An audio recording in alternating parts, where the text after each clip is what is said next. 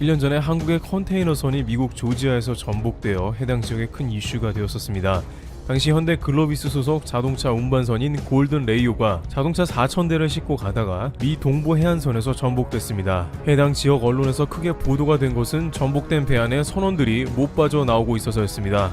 미국 해안 경비대까지 투입되어 배 일부를 절단하고 나서야 한국인 선원 4명을 41시간 만에 구조했습니다. 또한 차량 7,400여 대까지 적재 가능한 골든 레이오의 크기도 매우 컸기 때문에 좌초시 환경에 영향이 클 것이라는 추측도 미국 관계당국을 긴장시키기도 했습니다. 그런데 1년이 지난 지금 현대 글로비스의 골든 레이오가 오히려 네티즌들에게 일정 부분 칭찬을 받고 있으며 일본은 초조해하는 국면도 나오고 있다는데요. 미국 현지에서 1년 만에 골든 레이오가 해체되기로 했다는 소식이 들려오면서 당시의 사고 상황과 더불어 한일 간에 어떠한 점으로 주목받는지 살펴보겠습니다. 우선 골든 레이오가 미국 동부 해안에 침몰될 당시 많은 이들은 해양 오염을 극도로 우려했습니다. 혹시나 선체가 파손되어서 기름이 새어나오면 상상할 수 없는 피해가 예상되기 때문입니다. 게다가 이곳은 미국 바다입니다. 미국은 과거 멕시코만의 원유 시추 시설인 딥워터 허라이즌 기름 유출 사고로 인해 엄청난 피해를 입게 되었고, 영국 최대 석유사인 BP는 24조 원을 미국 당국에 배상하기도 했습니다. 또한 미국에서 자동차 판매가 잘 되고 있는 현대차 브랜드가 침몰 사고에서 피해를 준다는 것도 신경 쓰이는 문제라 어떻게든 기름 유출은 막아야 했던 것입니다. 당시 30만 갤런의 연료를 싣고 있던 골든 레이오는 다행히 좌초되고 연료 유출이 없었고, 관계 당국과 현대 글로비스는 최대한 신속하게 연료를 빼냈습니다. 물론 그 과정에서 소량의 연료 유출로 타르볼 등이 발견되었다는 소식이 전해지기도 했습니다만, 대부분의 연료는 회수했기 때문에 다행히 천문학적 배상이나 문제가 될 소지를 최소화한 것입니다. 특히 미국은 기름 유출 사고의 트라우마 때문인지 각종 환경단체를 비롯 관계 당국이 조지아 해역을 눈에 쌍심지를 켜고 지켜보고 있는 상황이었습니다. 기름 유출 사고는 절대 일어나서는 안 될 일이었습니다. 다행히 현대 글로비스 측은 신속한 방지 작업을 벌이고 추가적인 유출도 막아 큰 피해는 줄일 수 있었다고 합니다. 반면 일본 해운사의 경우 최근에 모리셔스 사고에서 1,000톤의 연료유가 새어나와 막대한 피해를 일으킨 것입니다. 이 배가 파손되고 엄청난 양의 연료가 유출되었고, 일본은 사고 해역에서 처리반도 늦게 출발시켰습니다. 물론 코로나 사태를 비롯해 모리셔스라는 지리적 여건이 기름 유출 방지 작업 속도를 내는데 어려웠겠으나, 연료유 유출도 없었던 한국과 공교롭게도 최근 사고가 있었던 일본이 비교가 될 수밖에 없는 것이죠. 게다가 해양학자이자 환경공학자인 바세는 일본 선박 기름 유출 사고를 두고 이번 사고는 기름 유출에 취약한 지점에서 발생했다면서 피해 복원에 수십 년이 걸릴 수 있고 일부 피해는 영원히 복구되지 못할 수도 있다고 지적했습니다. 해양은 물론이고 수십 종의 어류 및 산호초와 해변을 따라 조성된 맹그로브 숲까지 모두 망가진 것입니다. 한편 이러한 이슈가 1년이 지난 오늘 다시 언급되는 것은 앞서 언급된 골든 레이오의 해체 때문입니다. 골든 레이오는 좌초된 채로 1년간 조지아주의 미국 동부 해안에 그대로 방치되어 있다가 사실상 배를 수리하기가 불가능한 것으로 판단되어 배를 조각을 낸 다음에 해체하기로 결정이 되었습니다. 여전히 배 안에 4천여 대의 차량도 그대로 있습니다. 그런데 심하게 파손되어 수리가 불가능한 선박이 1년간 해양에 수천 대의 차를 싣고 있음에도 손상이 안 되고 그대로 있다는 것에 주목을 받은 것입니다. 모리셔스에 좌초된 일본 3대 해운사인 쇼센 미쓰이의 화물선 와카시오호 같은 경우에는 결국에는 선체가 두동강이 나버려서 모리셔스 당국은 배를 침몰시키기로 결정하는 상황도 벌어졌습니다. 물론 그러한 상황에 처한 선박이 쉽게 망가질 수도 있지만, 네티즌들 사이에서는 일본 화물선이 두동강 났다는 얘기를 여러 번 듣는다면서 2017년에 미쓰비시가 건조했던 스텔라 데이지호 컨테이너선 역시 선체가 가운데가 부러지며 두동강이 났는데, 이번 모리셔스 선박도 일본 가와사키 중공업에서 제조한 선박으로 역시 두동강이 났다면서 대체 조선 기술이 가장 앞섰다는 일본이라는 말이 무색하다고 전합니다. 일본 조선 기술이 좋다는 말은 90년대 일본이 전세계 최고 조선업 호황을 맞기도 했었을 뿐만 아니라 최근에도 일본에서 나오는 말입니다. 일본 업계에서는 가격은 중국, 납기는 한국, 기술은 일본이라면서 조선업 기술만큼은 일본이 앞섰다고 말하곤 합니다. 그런데 기름 유출에 배가 반동강 난 작금의 상황들은 과연 선주 입장에서 누가 기술이 앞섰는지 되묻게 하며 일본 배의 안전성도 입방아에 오를 수밖에 없는 것이죠. 한국 배가 좌초된 것은 불행한 일이지만 1년 이상 수천 대의 배를 싣고도 멀쩡하여 수십 명의 인원이 동원돼 강제로 뜯어서 바지선을 동원해 해체해야 하는 한국 배가 오히려 내구성에서 높은 점수를 줄 수 있다는 것입니다. 실제 최근 다양한 선사들이 한중일 가운데 결국에는 한국 배를 주문하게 되는 일이 많아지고 있습니다. 왜냐하면 한국이 납기만 잘 맞추는 게 아니라 기술력도 압도적이라는 게 확인되고 있기 때문입니다. 프랑스 선사 CMA CGM은 중국 SCS 조선에 세계 최대 LNG 추진선을 맡겼으나 작년 11월에 인도되었어야 할 선박이 아직도 인도가 안 되고 있는데 이는 기술적인 난항을 겪고 있기 때문입니다. 가격이 약간 싸다고 중국을 해봤자 결국 한국에 안 한 걸 후회하게 되며 심지어 일본은 대형 LNG 추진선을 건조할 만한 도크조차 없는데 한국의 기술을 운운하는 것은 일본 업계의 자가당착이라고 할 수 있는 것입니다. 한편 골든레이오 관련해서 한국의 책임이 아니라 일본이 상당히 관련됐다는 의견이 제기됩니다. 골든레이오는 다른 선박이나 암초와 충돌해 사고가 난 것이 아니라 단독으로 옆으로 기울어지는 이례적인 사고여서 원인 규명이 쉽지 않을 것이라는 관측이 나오는 상황입니다. 그런데 단독으로 자초된 주 원인 중 하나로 일본의 선박이 지목되고 있습니다. 해당 해역의 브런즈윅 지역 언론은 주민 목격담을 인용해 골든레이오가 항구 밖으로 나갈 때 수로 안쪽으로 들어오던 일본 선사에 자동차 운반선이 근접했던 것이 사고와 관련됐을 수 있다는 추측을 제기했습니다. 일본 미쓰이의 에메랄드호가 갑자기 골든레이오에 접근을 했고 이에 선장이 급선회하다가 배가 기우뚱하며 복원력을 잃고 그대로 좌초되었다는 설명입니다. 또한 당시 사고 해역은 배가 한 대만 지나갈 수 있는데 왜 일본 선박이 골든레이오를 향해 운항했냐는 것입니다. 일본 배는 16노트, 골든레이오는 12노트로 운항하는 다소 빠른 속도였는데 항로를 보면 골든레이오가 위협을 느껴 급하게 방향을 틀었다는 주장이 나옵니다. 네티즌들은 일부러 그런 게 아니냐며 화를 냈는데요. 당시 이 뉴스에 일부 네티즌들은 격양된 반응을 보이면서 2019년 7월경에 일본의 수출 규제가 한국 경제에 큰 피해를 입히려고 시작됐는데 이제는 미국의 수출도 막으려고 한다는 성토가 이어졌습니다. 고의성을 떠나서도 한국 수출 물량을 싣고 가는 배를 접목시킨 게 일본 배라는 자체가 참을 수 없다는 것이죠. 한 네티즌은 사고 원인을 떠나서 반도체도 막으려 하더니 현기차도 수천 대를 좌초시켰다며 우라통을 터뜨립니다. 하지만 사고 원인을 규명하는 데에는 오래 걸릴 것으로 보입니다. 사고의 원인이 일본 배인지 아니면 골든레이오가 애초에 평형수나 자동차를 제대로 고정을 하지 않아서 밸런스가 흐트러진 문제인지 규명이 안 된다는 것입니다. 다만 미국 해안경비대 USCG의 키트 페이스 대변인은 사고 당시 지나가는 선박들의 근접성은 틀림없이 조사될 것이라며 장기간에 걸친 조사가 될 것으로 예상된다고 말했습니다. 일본 선사가 관련됐을 경우 일본 해운사의 책임도 있을 것으로 보입니다. 해당 사건을 담당하는 영국 보험사는 조사 결과 후 일본 선사의 구상권을 청구할 수도 있게 됩니다. 현대 글로비스는 영국 보험조합에 최대 82억 달러 약 10조 원가량을 보장하는 보험에 가입했습니다. 정확한 차량 대수와 가격이 공개되지는 않았지만 대당 5천만 원으로 가정해 4,000대를 전손 처리하면 약 2천억 원을 보험으로 충분히 보상받을 수 있습니다. 목격자들의 말에 의하면 일본 선박이 무리하게 골든레이오에 접근해 왔다는 것으로 봤을 때 직접적 원인은 일본 선사 측에 제기될 것으로도 보입니다. 중요한 점은 한일 간에 문제가 해양에서도 발생하며 끊임없이 다양한 이슈가 되고 있다는 점인 것입니다. 한국 네티즌들은 또 민폐를 하면서 바다에서 다양한 사고를 일으키고 다닌다며 비판을 하고 있습니다. 당시 일본에서는 오히려 한국이 문제를 일으켰다며 한국의 선박 운항에 대해서 질타를 하고 있었으나 배는 한국 배이지만 도선사는 미국인으로 책임 소지가 한국에 있다고 보기에는 어려운 점도 있습니다. 만약 사고의 원인이 일본으로 밝혀진다면 배상을 떠나 다시 한번 해양사고의 주범으로 몰리게 되면서 국제사회에서 구설수에 오를 것으로도 보입니다. 앞으로 골든레이오 사건이 어떻게 종결될지 귀추가 주목됩니다. 트래블튜브 여기서 마치겠습니다. 감사합니다.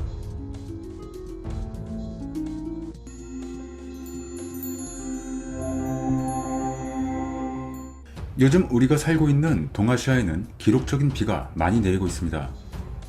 우리나라와 일본, 중국이 동시에 본격 장마권에 든 가운데 나라마다 집중호우 비상이 걸렸습니다.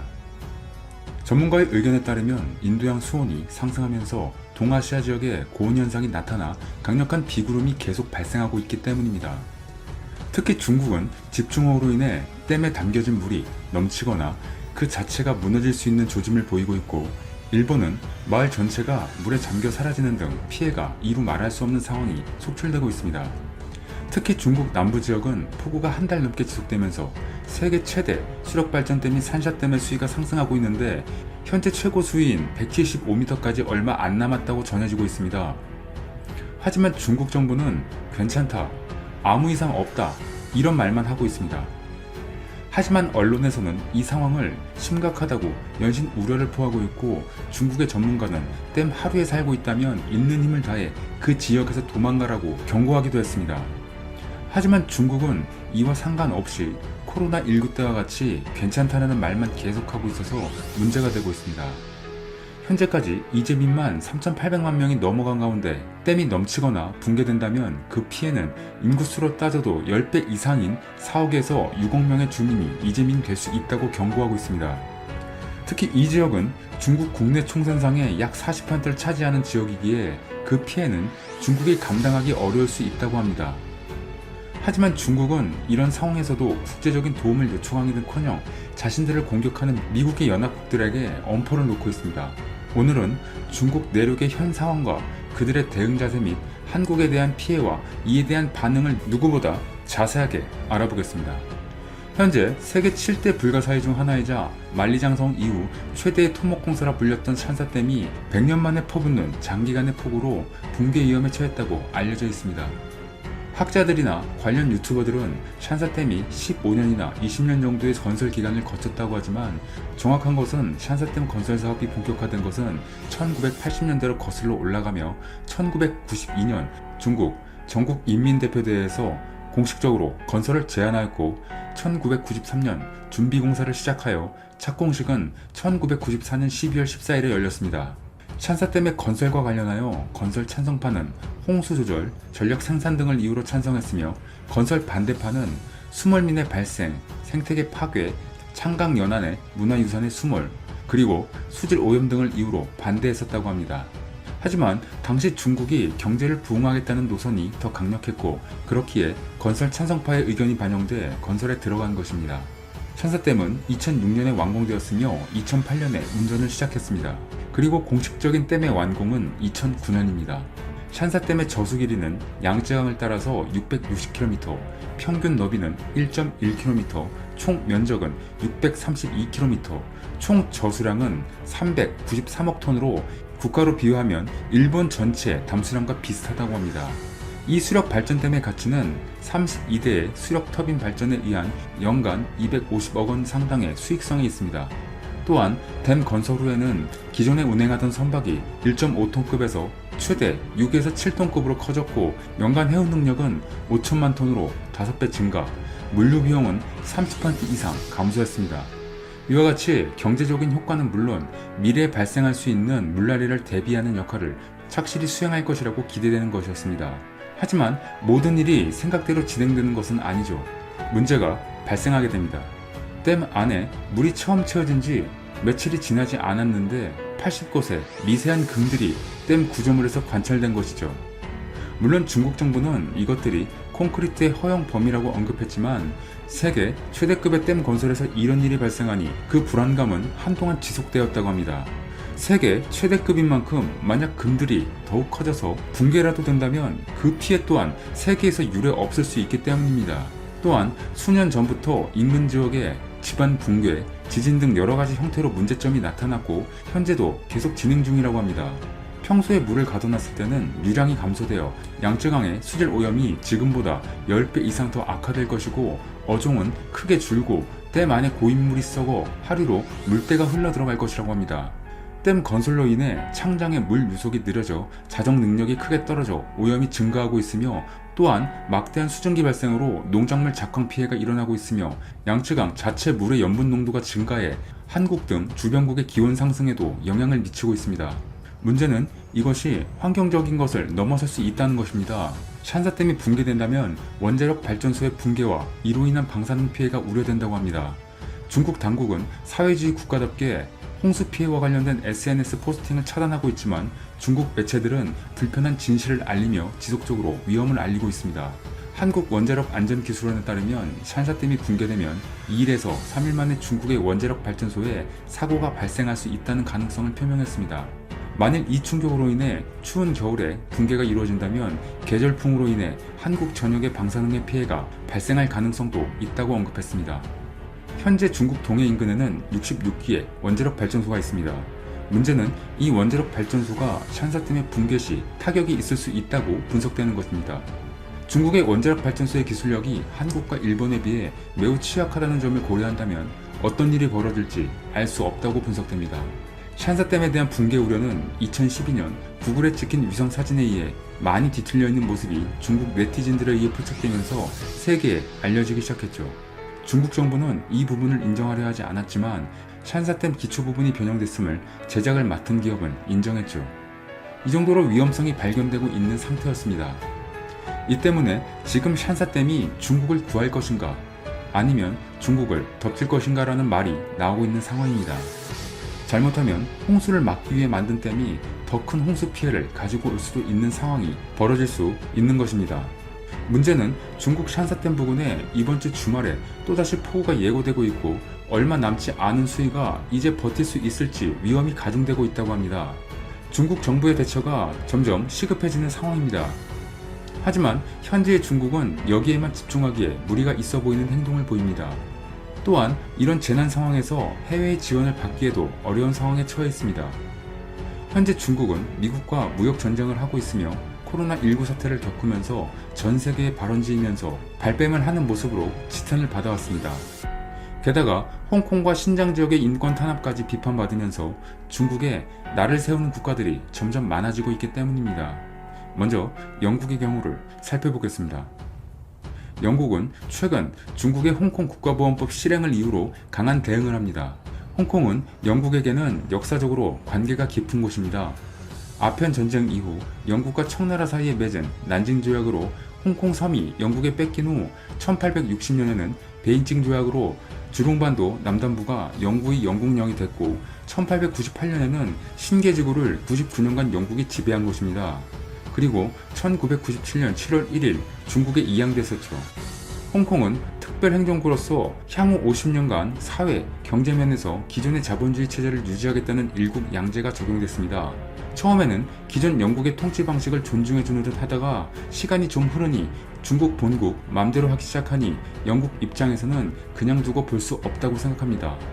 홍콩과 맺은 범죄인 인도조약을 무기한 중단하고 홍콩 시민을 탄압하는 데 쓰일 수 있는 무기 수출을 금지했습니다. 하지만 중국은 조금이라도 본인들의 행동에 딴지를 걸면 내정 간섭이라는 핑계를 대곤 하죠. 진작에 국가답게 행동했다면 이런 일도 없었을 텐데 사태를 아주 질나쁘게 처리하면서 마음에 안 들면 내정 간섭이라는 겁니다. 중국 외교부 대변인은 영국이 중국 내정에 난폭하게 간섭했다며 중국은 내정 간섭에 대해 반드시 단호하게 반격할 것이라고 말했습니다. 또한 홍콩이 국가보안법의 발효 직후 영국이 재교민 여권을 소지한 300만 명가량의 홍콩인을 받아들이겠다고 밝히자 중국은 또 내정 간섭이라는 이유로 반발합니다. 계속 타국이 간섭하게 만들 행동을 하면서 고칠 생각은 없이 반발만 하는 것입니다.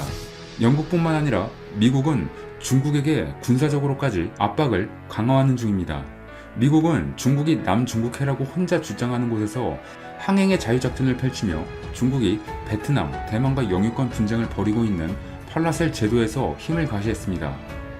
미국 해군 항모전단에 남중국 해상에서 대중국 압박 작전을 펼치는데 중국에게는 매우 뼈아픈 일이죠. 여기에는 평소 중국을 매우 안 좋은 눈으로 보고 있는 호주와 일본도 참여합니다. 문제는 중국은 이러한 상황에서 자신의 행동에 아무런 반성이 없이 압박하는 국가들에게 비난만 하며 가만 안 두겠다는 태도만을 취하고 있는 것입니다. 재미있는 사실은 한국은 오히려 이득을 보고 있다는 것입니다. 중국이 주위 국가들에게 압박을 받고 있는데 한국은 미국과 중국 사이에서 중립적인 자세를 취하고 있기에 중국의 입장에서는 매우 고마워하고 있다는 것이죠. 고립 위기에서 선진국인 한국의 행동이 위로가 되는 듯 하다는 것입니다. 이렇듯 중국은 현재 안팎으로 매우 난처한 상황에 처해 있습니다. 그리고 이 상황은 중국을 더욱 파국으로 몰고 가고 있습니다. 만약 다시 예정된 폭우로 샨사댐이 결국 문제를 일으키게 된다면 중국 정부는 자력으로 이를 처리하기 힘들 것입니다. 그리고 국제사회의 도움을 요청하기에도 이미 저지른 것이 많아 쉽지 않을 것입니다. 국민들에게는 그냥 안심하라고만 할 것이고 사실을 알리려는 사람들은 통제하기 시작할 것입니다. 바이러스의 발원지이면서도 아니라고 거짓말과 행동을 했는데 자국민들에게도 속이려고 한다면 끝도 없이 할 수 있겠죠. 또한 만약 자존심을 버리고 국제사회에 도움을 요청한다면 국제사회는 중국이 매번 해왔던 대로 내정 문제에 간섭 말라고 하더니 이제 어려우니 도와달라고 한다며 비난할 가능성도 있습니다. 지금까지 해왔던 모든 행동이 중국 스스로에게 돌아갈 가능성도 큽니다. 이번 사태를 바탕으로 중국이 반성하며 변화할지 아니면 스스로 독불장군처럼 행동하며 고립되어 괴로워할지는 두고 봐야 할 것입니다. 현재 시베리아 대륙에서 발생한 차가운 고기압이 장마전선을 밀어내 장마전선이 북상하지 못한 채 한반도 아래 머물러 있었지만 이제 서서히 올라오고 있다고 합니다. 하지만 한국은 주변국들의 재난 대처를 거울 삼아 이번에도 그들과 다른 모습을 보여주며 잘 대처하고 극복한다면 그들을 넘어선 모습을 보여줄 수 있을 것입니다.